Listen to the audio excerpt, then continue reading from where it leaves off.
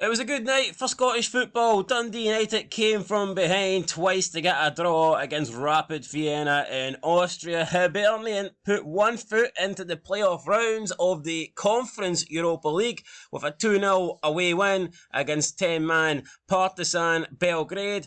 And Scotland's Scott Mctominay got announced on the Ballon d'Or shortlist. Welcome back, guys, to Son of Scotland TV. Let's start with Scott McTominay. First, but certainly not least, or normally they say last, but screw it, we're going to do it first. This guy had an amazing season, helping Napoli to the Serie A title, a shitload of goals, and now he has been noticed and he's been nominated in the 30-man shortlist for the world's best player. And this comes just under actually, a year since he last played for Man United. I remember watching Goldbridge and he would always blame this guy for United's struggles. They'd always say McTominay's at fault. McTominay leaves and United have the worst season almost in their fucking entire history. So was he really the problem? Definitely not. I think he was one of United's best players over the last 5 years, and he's certainly been one of Napoli's best players. I think he rightfully deserves to be nominated. And who can forget that goal scoring run he went on, and he helped Scotland beat Spain, and you could argue he single-handedly took us to the Euros. Without his goals, would Scotland have been there? I mean, probably not. But yeah, Dundee United, let's talk about them for a bit. Goals from Waters and Sapsford got them a 2-2 draw in Vienna.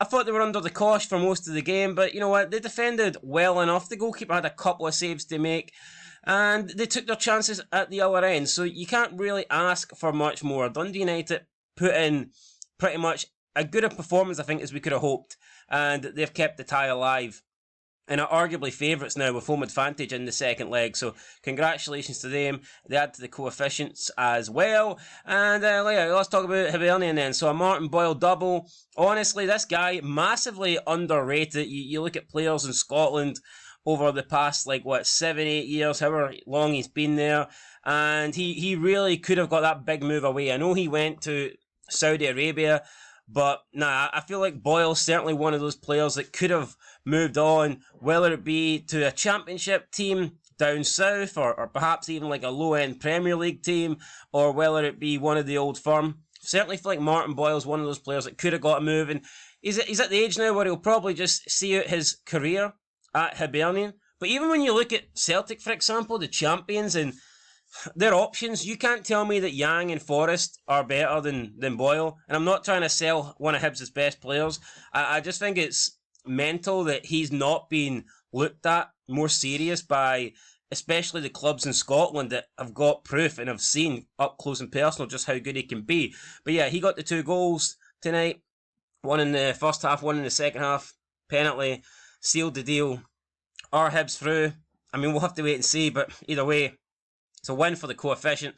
They were unlucky against Michelin, but they got the job done tonight, so congratulations to them. A lot of people thought they'd struggle going to Serbia, going to Belgrade. I thought they'd struggle as well, but here, they got the win, and now you're thinking, if they can do this away from home, then why can't they do it at home? Albeit, they were against 10 men, but that's still difficult. Still difficult to break down 10 men and score 2 goals. So congratulations to them, and we'll see if they can see it through in the second leg. Hopefully they can. How great would it be if we have 2 Scottish teams in the Champions League playoffs, 1 Scottish team in the Europa League, potentially 3rd qualifying round playoffs, and then another 2 teams in the Conference League playoffs. That would be absolutely phenomenal. So hopefully it happens. Anyway, guys, that's it. Catch you in the next one. Till then, peace.